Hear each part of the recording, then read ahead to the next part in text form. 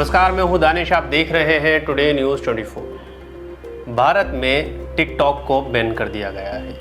जब से इंडिया और चाइना के बॉर्डर पर टेंशन शुरू हुई थी, तब से देश में लगातार इसका विरोध किया जा रहा था। जब से हमारे 20 सैनिक शहीद हुए थे, तब से ही लगातार देशवासी इस बात को कह रहे थे कि चीनी सामानों का बहिष्कार किया जाए।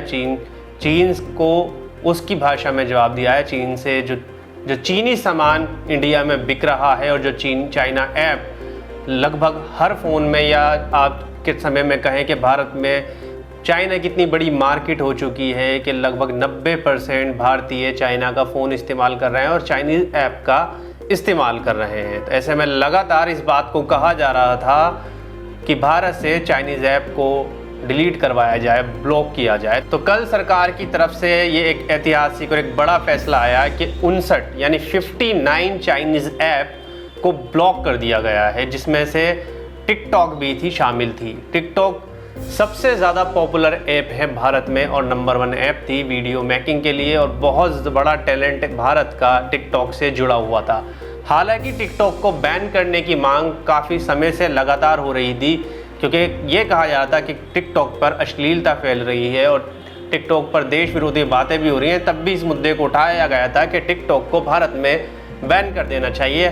तब सरकार ने इस पर कोई एक्शन नहीं लिया था, लेकिन जब इंडिया और चाइना के बीच टेंशन बढ़ी, तब सरकार ने यह फैसला लिया और टिकटॉक को भारत में बैन कर दिया।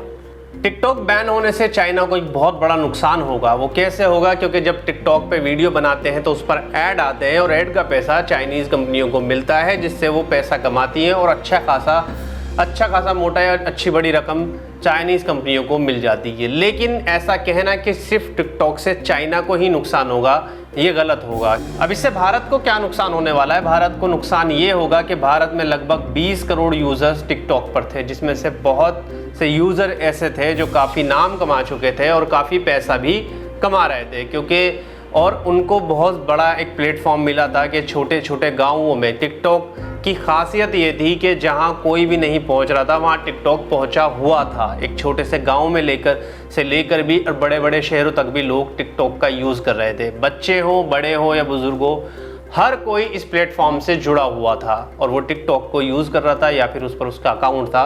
और जिसमें से बहुत से लोग ऐसे हैं जो टिकटॉक को यूज़ करते करते टिकटॉक पर उन्होंने अपना अकाउंट बनाया और अपना टैलेंट दिखाया और काफ़ी बड़े सेलिब्रिटी बन गए। उनकी म्यूज़िक एल्बम भी आई और कई सारे जिस तरह का उनमें टैलेंट था उनको उसमें मौका मिला। तो कहीं ना कहीं अब जो नुकसान होने वाला है वो ये नुकसान होने वाला है कि जो 20 करोड़ यूज़र्स थे, 20 करोड़ में सारे तो ऐसे नहीं थे जो हर कोई सेलिब्रिटी था या हर कोई पैसा कमा रहा था, लेकिन एक बड़ी तादाद में बहुत से लोग ऐसे थे जो टिकटॉक से पैसा कमा रहे थे और उनका रोज़गार ही वही था, साधन ही वही था पैसे कमाने का। एक तरफ जहाँ देश में पहले से ही बेरोज़गारी बढ़ी हुई है, तो दूसरी तरफ अब उन लोगों के लिए और बेरोज़गारी बढ़ेगी जो टिकटॉक से जुड़े हुए थे।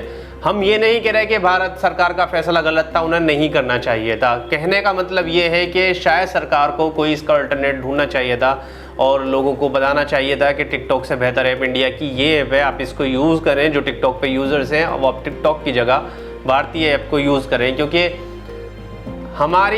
हमारे देश में कोई भी ऐप, हालांकि ऐप है, ऐसा नहीं है कि भारतीय ऐप नहीं है, लेकिन उतनी बड़ी सक्सेसफुल ऐप कोई भी नहीं है कि जो इन ऐप्स को टक्कर दे सके।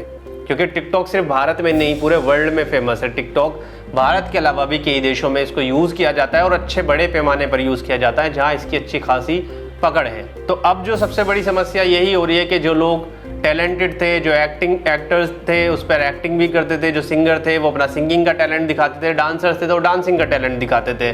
तो कहीं ना कहीं एक टैलेंट का प्लेटफॉर्म चला गया है। अब वो टैलेंट नहीं दिख पाएगा जो आसानी से लोगों को दिख जाया करता था। और सबसे बड़ी खासियत यही थी कि छोटे छोटे गाँवों में और कस्बों में भी ये पहुंचा हुआ था जहां लोग इसको इस्तेमाल करते थे। तो अब जो समस्या आएगी भारत के लिए, वही समस्या ये होगी कि जो ये एक तरीके से बेरोजगार का है कि अब ये लोग क्या करेंगे, या तो दूसरे प्लेटफॉर्म पे जाएंगे या फिर ये कोई ना कोई इसका अल्टरनेटिव वो देखेंगे। तो जो टैलेंटेड लोग ऐसे थे जिनकी फ़ैन फॉलोइंग बॉलीवुड सेलिब्रिटी से भी ज़्यादा थी, बात करें कटरीना कैफ की, आलिया भट्ट की, या फिर बहुत बड़े नाम अगर हम किसी की बात करें रितेश देशमुख भी टिकटॉक पर है, लेकिन इतने फॉलोवर्स रितेश देशमुख के नहीं थे जितने उन लोगों के ज़्यादा थे जो टिकटॉक पे पहले से ही थे। तो कहीं ना कहीं इन लोगों को नुकसान हुआ है और ऐसे टैलेंट को नुकसान होता रहेगा जब तक हम भारत में इस तरह का प्लेटफॉर्म नहीं लाएंगे जितना बड़ा टिकटॉक था। तो हमारी सरकारों की कोशिश यही होनी चाहिए कि हम भारत में ऐसे प्लेटफॉर्म लाएं जहां पर हमारी भारतीय प्रतिभा को कोई नुकसान ना हो और उनको फ़ायदा पहुंचता रहे। इस खबर के बारे में आपका क्या कहना है हमें कमेंट करके ज़रूर बताएं। धन्यवाद।